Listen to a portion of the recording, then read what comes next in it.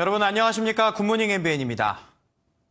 자유한국당이 내년도 예산안이 합의되는 걸 보고 필리버스터를 철회하기로 했습니다. 더불어민주당은 한국당이 원내대표 회동에서 필리버스터를 철회하기로 합의했는데 지키지 않았다고 반발했습니다. 정기국회 마지막 날까지 여야의 벼랑 끝 대치가 이어지고 있습니다. 박동일 기자입니다. 자유한국당 신임 원내대표 선출 직후 열린 여야 3당 원내대표 회동은 화기애애한 분위기 속에 진행됐습니다. 민주화 동지로 말하면 이인영 동지보다 김대철 동지가 나라를 더 빨리 만났어. 간밤 동지. 여야는 1시간 30분 가까운 논의 끝에 내년도 예산안을 정기국회 마지막 날인 오늘 처리하기로 했습니다. 한국당이 필리버스터를 철회하기로 하면서 여당이 정기국회 때 반드시 상정하겠다던 패스트트랙 법안도 상정하지 않기로 합의했습니다.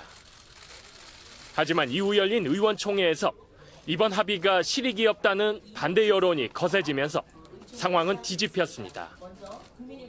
새 원내 지도부는 결국 필리버스터 철회를 보류하고 예산안이 합의되는 걸 봐서 최종 결정하기로 했습니다. 민주당은 4+1 협의체의 자체 예산 수정안을 표결로 강행 처리하겠다며 압박했습니다. 합의가 되지 않으면 우리는 내일 오후 2시에 우리가 준비한 수정안을 가지고 예산 처리 과정으로 들어간다. 여야는 일단 오늘 오전 본회의에는 참석하겠다는 입장이지만 예산안 처리 향방에 따라 강대강 대치가 재현될 가능성을 배제할 수 없게 됐습니다. MBN 뉴스 박통일입니다. 북한 최고위급 간부들이 연달아 담화문을 내고 트럼프 대통령에게 막말을 중단하라고 경고했습니다. 우리는 더 이상 잃을 것이 없는 사람들이란 말까지 했는데요. 미국은 유엔 안전보장이사회에 북한 핵미사일 관련 긴급회의 개최를 요청하며 북한을 다시 압박했습니다. 주진희 기자입니다. 트럼프 대통령이 자신의 트위터에 적대적으로 행동하기엔 김정은 위원장이 잃을 게 많다고 올린 지 하루도 안 돼 북한이 반응을 보였습니다. 북한 김영철 위원장이 담화문을 내고 트럼프 대통령은 북한에 대해 모르는 것이 많다며 우리는 더 이상 잃을 것이 없는 사람들이라고 맞섰습니다. 이어 참을성을 잃은 늙은이, 경솔하고 잘망스러운 늙은이라고 폭언하며 연말이 다가오고 있어 시간 끌기는 명처방이 아니라고 덧붙였습니다. 4시간 반 후엔 리수용 당 국제부장의 담화문도 나왔습니다. 트럼프의 최근 발언들은 심리적으로 그가 겁을 먹었다는 방증이라며 우리가 어떤 행동을 할지 초조하겠지만 자업자득이라는 현실을 받아들여 더 큰 재앙적 후과를 보기 싫거든 숙고하라고 밝힌 겁니다. 북미 간 말싸움이 격해지는 데에는 이유가 있습니다. 다음해 대선을 앞둔 트럼프 대통령은 북한의 도발 중단을 외교업적으로 홍보하고 있습니다. I'd be surprised if North Korea acted hostilely. He knows I have an election coming up. I don't think he wants to interfere with that, but we'll have to see. 여기에 북한은 국내 정치적으로 북미 회담을 이용하려 시간 끌기만 한다면 추가 도발 등 새로운 길을 가겠다고 담화문을 통해서 응수한 겁니다. 미국도 가만히 있진 않았습니다. 미국의 요청으로 북한 핵미사일 도발에 대한 유엔 안보리 공개 회의가 우리 시간으로 모레 열릴 예정입니다. 그동안 북미 대화를 이어가기 위해 잠수함 발사 탄도미사일 등 도발에 침묵했던 것을 생각하면 이례적입니다. 전문가들은 북미 간 긴장은 고조되겠지만 북한도 연말 협상을 촉구하고 있어 연말까지 대화의 판은 유지될 것으로 보고 있습니다. MBN 뉴스 주진입니다. 북한 동창리 서해 위성 발사장의 중대 시험 전후 모습을 담은 위성 사진이 공개됐습니다. 발사장 근처 지면이 매끄러워진 것으로 볼 때 엔진 시험이 있었던 것으로 보이는데 이렇게 북한의 도발 수위가 높아지자 미국은 한반도에 정찰기를 띄워 감시를 강화했습니다. 백길종 기자가 보도합니다. 미국의 미사일 전문가 제프리 루이스 미들버리 국제항연구소 동아시아 비확산 센터 소장이 지난 7일과 8일 동창리 서해 위성 발사장을 촬영한 위성 사진을 공개했습니다. 며칠 전 발사장에 등장했던 차량과 컨테이너는 사흘 전까지는 있었지만 북한이 밝힌 중대한 시험 이후에는 사라졌습니다. 전문가들은 시험대 인근 경사면이 눈에 띄게 매끄러워졌다며 로켓 엔진 시험의 영향일 것이라 지적했지만 국방부는 말을 아꼈습니다. 한미는 긴밀한 공조하에 북한 동창리를 비롯한 주요 지역의 활동들에 대해서는 면밀히 감시하고 예의주시하고 있습니다. 공개된 정보만으로는 중대 시험 내용을 특정하긴 어렵지만 대륙간 탄도미사일 ICBM용 고체 연료 시험일 가능성이 크다는 분석입니다. 북한의 핵을 장착한 ICBM의 핵심은 뭐냐면 이제 생존성이거든요. 그래서 발사 장소와 발사 시간을 구애받지 않고 생존성을 보장받는 그런 어떤 이제 무기 체계로서의 필요한 것이죠. 이런 가운데 어제도 미 공군 정찰기 리벳 조인트가 수도권 남부 상공을 비행했습니다. 리벳 조인트는 미 공군의 주력 통신 감청 정찰기로 지난 2일, 5일에 이어 어제도 북한의 무력 도발을 감시한 겁니다. 북한이 제시한 연말 협상 시한을 앞두고 북한의 도발과 이를 억제하려는 미국의 움직임이 지속될 것으로 보입니다. MBN 뉴스 백길종입니다. 청와대 하명 수사 의혹 중심에 있는 황운하 대전지방경찰청장이 어제 대전에서 북콘서트를 열어 하명 수사는 거짓 프레임이라고 거듭 강조했습니다. 또 검찰에 출석 요청이 오면 독배를 받아든 소크라테스의 심경으로 가겠다는 뜻도 전했습니다. 조경진 기자입니다. 자신의 책 출간을 기념한 북콘서트 무대에선 황운하 청장. 검찰에 대한 비판을 쏟아냅니다. 하명 수사다, 선거 개입 수사다 이렇게 명명합니다. 이것은 검찰과 자유한국당과 보수 언론 만들어 놓은 가공의 거짓의 프레임입니다. 그러면서 사건의 본질은 울산 지역의 토착비리 수사라고 다시금 강조했습니다.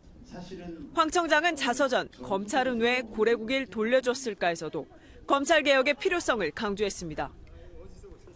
검찰이 30억 원이나 되는 고래고기를 불법업자들에게 돌려준 행위 안에 검찰 제도의 모순과 부조리가 잠재돼 있다는 주장입니다.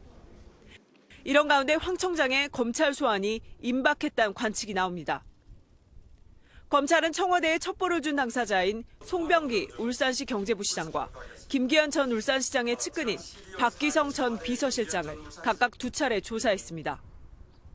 오늘은 지난 2017년 10월쯤 당 차원에서 열린 비공개 회의에서 김 전 시장 측근 비리 의혹을 처음으로 언급한 인물로 알려진 임동호 더불어민주당 전 최고위원의 소환이 예정돼 있습니다. 황 청장은 아직 검찰에서 연락 온 것은 없지만 출석 요청이 오면 소크라테스의 심정으로 가겠다는 뜻을 밝힌 바 있습니다. 또 앞서 검찰 수사를 이유로 명예퇴직 불가 통보를 받았음에도 북콘서트를 여는 등 황 청장이 여전히 출마 가능성을 시사하며 향후 정치적 논란도 예상됩니다. MBN 뉴스 조경진입니다. 김우중 전 대우그룹 회장이 어제 향년 83세를 일기로 세상을 떠났습니다.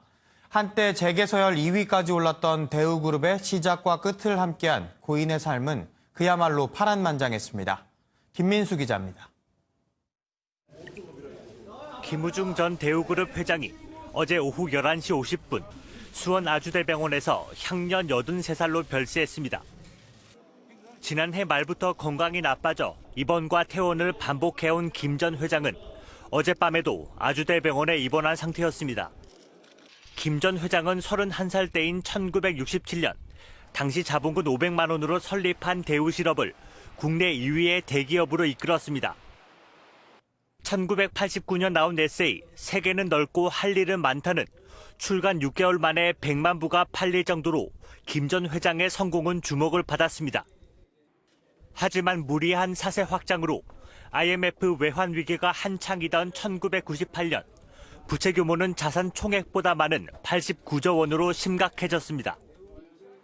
이른바 대마 불사론을 주장하며 공적 자금 30조 원을 지원받고 구조조정을 시도했지만 대우그룹의 부도를 막지는 못했습니다. 김 전 회장이 공식 석상의 모습을 보인 것은 지난 2017년 3월 대우 창업 50주년 행사 때가 마지막이었습니다. 공정고용을 꿈꾸며 전 세계를 대우를 신고자 했습니다. 이런 발상은 실행한 기업이 대우 말고 또 어디 있겠습니까? 김 전 회장의 빈소는 아주대병원 장례식장 1호실에 마련됐고 조문은 오늘 오전 10시부터 가능합니다. MBN 뉴스 김민수입니다. 이른 새벽 잠자던 여성의 집에 침입해 성폭행하려던 남성이 경찰에 붙잡혔습니다. 여성 대상 범죄의 처벌은 강화되는 추세지만 비슷한 범죄가 끊이지 않고 있어 보다 적극적인 대책을 마련해야 한다는 목소리가 높습니다. 신가연 기자가 단독 보도합니다. 어두운 새벽 넓은 대로변에 경찰차 한 대가 지나갑니다. 지난 7일 새벽 혼자 사는 여성의 집 현관문을 열고 들어가 성폭행을 시도한 20대 남성이 경찰에 붙잡혔습니다. 찰차 소리만 들었던 거예요. 진짜 제가 그래서 뭐 시끄러워, 왜 이렇게 시끄럽지 했던 기억이 있어요. 남성이 잠시 방심한 틈을 타 현장을 빠져나온 여성은 경찰에 신고했고 현장에 혼자 남아있던 남성은 경찰에 체포됐습니다. 경찰은 이 남성을 주거침입 강간미수 혐의로 입건해 정확한 범행 동기를 조사하고 있습니다. 문제는 이처럼 혼자 사는 여성을 노리는 범죄가 끊임없이 이어지고 있다는 점입니다. 지난 5월 신림동 주거침입 사건에 이례적으로 실형이 선고됐고 경찰도 지난 8월 신속 민감 대응 시스템을 도입해 출동 시간을 단축하는 등 여성 대상 범죄에 적극적으로 대응하고 있는데도 모방 범죄들이 잇따르고 있는 겁니다. 전문가들은 빠른 조치와 처벌 강화뿐 아니라 처벌의 확실성이 보완돼야 한다고 지적합니다.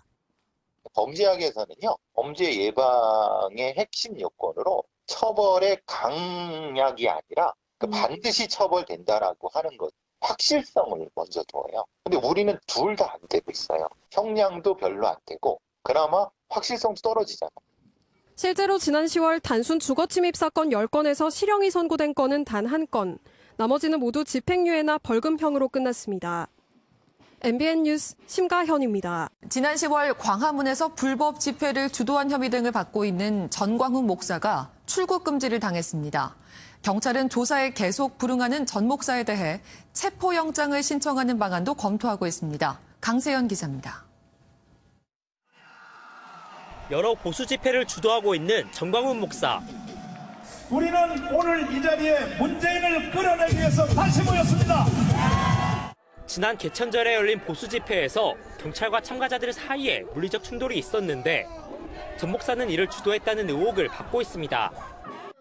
경찰은 전 목사에게 4차례 이상 경찰에 출석해 조사받을 것을 통보했지만 전 목사는 응하지 않았습니다. 문재인 대통령이 먼저 나와 조사를 받지 않으면 조사에 응하지 않겠다며 수사를 거부한 겁니다. 결국 경찰은 집회 시위에 관한 법률 위반 등의 혐의로 전 목사에 대해 출국금지 조치를 내렸습니다. 서울지방경찰청 관계자는 출국금지는 여러 가지 측면에서 판단했다며 수사 과정상의 절차로 보면 될 것 같다고 설명했습니다. 또 전 목사는 집회 때 대통령 체포 등을 언급해 내란 선동죄로 고발되고 집회 도중 헌금을 걷어 기부금품법 위반 혐의도 받고 있습니다. 경찰은 전 목사가 계속 수사에 협조하지 않을 경우 체포영장을 신청하는 방안도 검토하고 있습니다. MBN 뉴스 강세현입니다. 사흘 동안 춥고 나흘은 따뜻하다던 우리 겨울 날씨가 나흘은 미세먼지가 많다는 삼한삼이라는 말이 나올 정도로 대기질이 좋지 않은데요. 오늘 하늘은 어제보다 더 답답하다고 하니 야외 활동하실 때 마스크를 꼭 챙기시는 게 좋겠습니다. 조성진 기자입니다. 어제에 이어 오늘도 미세먼지가 기승을 부리고 있습니다.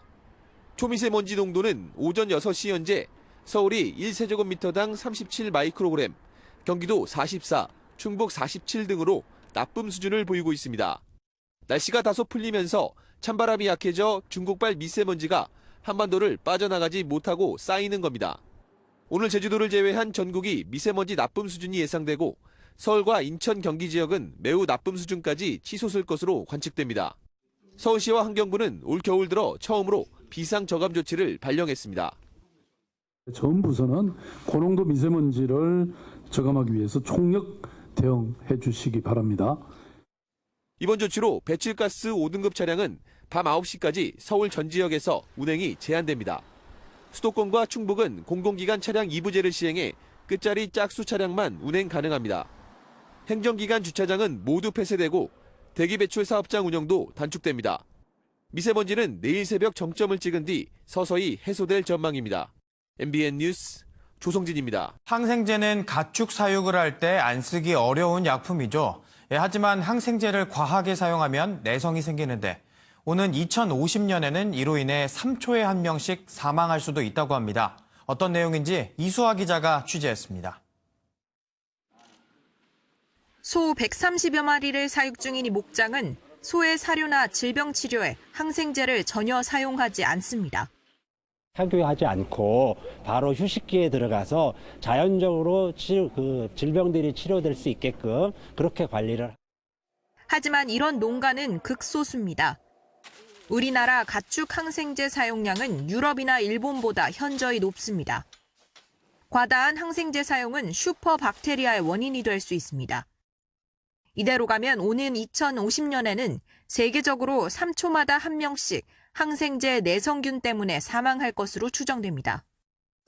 is actually posing a great threat for what we have achieved in the last century in human medicine as well as animal health. So having such a response in a coordinated manner and also really attacking and also preventing and containing the problem is extremely essential. 오는 13일까지 열리는 항생제 내성 특별위원회에서는 세계 188개국이 항생제 내성을 막는 방안을 논의합니다. 식품에 남아있는 잔류 항생제를 검사하고 그리고 항생제 실태조사를 통해서 내성 모니터링을 강화하고 있고 식품의 생산부터 판매까지 항생제 사용을 줄이기 위한 세계 가이드라인 제정이 목표입니다. MBN 뉴스 이수아입니다. 지난 1976년 결성된 밴드 U2는 1억 8천만 장의 앨범을 판매한 전설적인 록밴드로 정치 사회 문제와 관련된 메시지를 내는 것으로 유명합니다.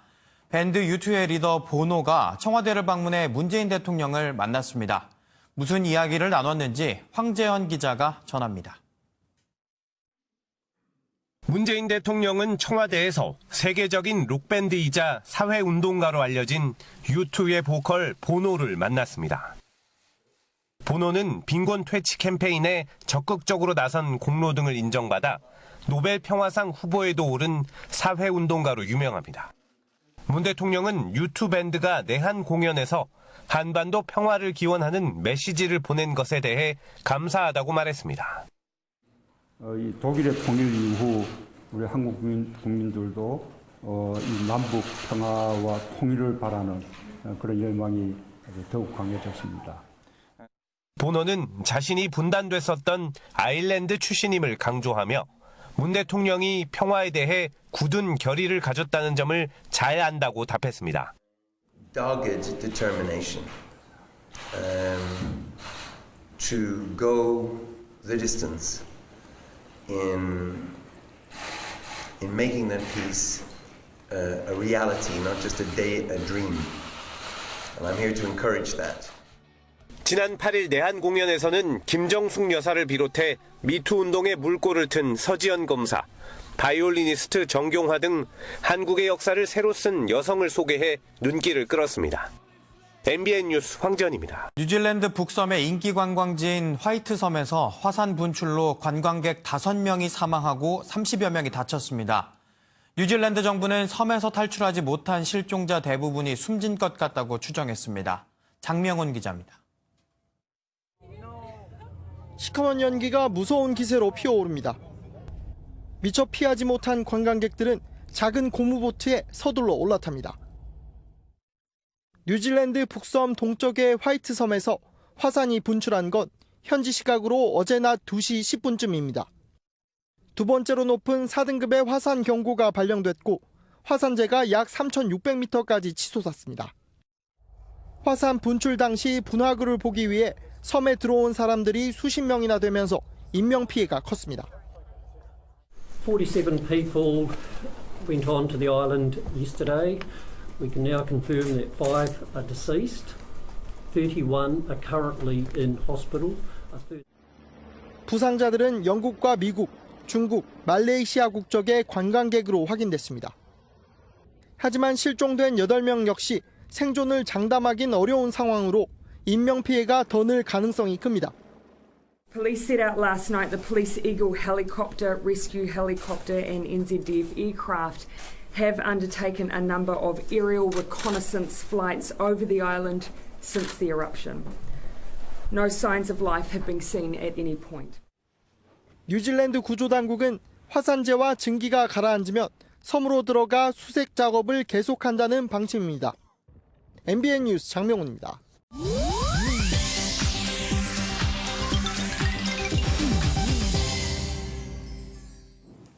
인터넷에선 어떤 소식들이 화제일까요? 인터넷 와글와글입니다. 2019 미스 유니버스의 타이틀은 미스 남아공 조지빈이 툰지에게 돌아갔습니다. 이 대회에서 흑인이 왕관을 차지한 건 2011년 이후 8년 만인데요. 그녀는 자신이 이런 피부색과 생김새가 결코 아름답다고 여겨지지 않는 세상에서 자랐다며 오늘로 그런 생각을 끝내야 할 때라고 소감을 밝혔습니다. 한편 이번 대회엔 본인이 성소수자라고 밝힌 미스 미얀마도 출전해 눈길을 끌었는데요. 진정한 아름다움은 자신감에서 나오는 것 같습니다.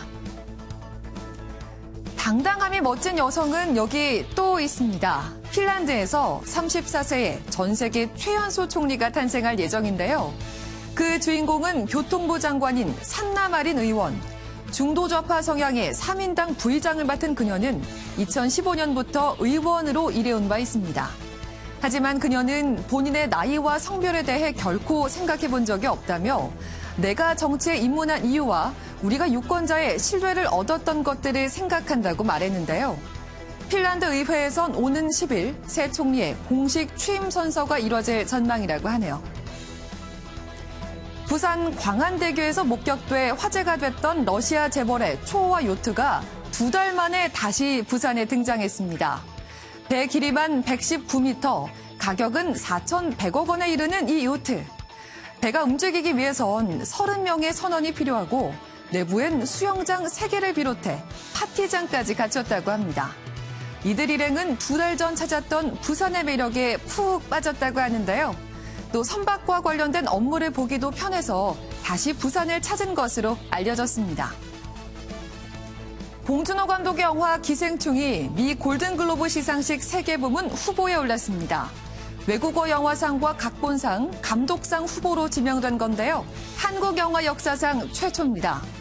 봉준호 감독은 아이리시맨의 마틴 스콜세지, 원스 어폰 어 타임인 할리우드의 쿠엔틴 타란티노, 조커의 토드 필리스 감독 등과 경쟁을 펼치게 되는데요. 골든글로브는 그 영향력이 아카데미상까지 이어져 오스카 전초전으로 불리기도 합니다. 내년 1월 5일 미 로스앤젤레스에서 개최되는 77회 골든글로브 시상식. 좋은 소식 기대해 보겠습니다. 인터넷 와글와글이었습니다. 다음은 굿모닝 월드입니다.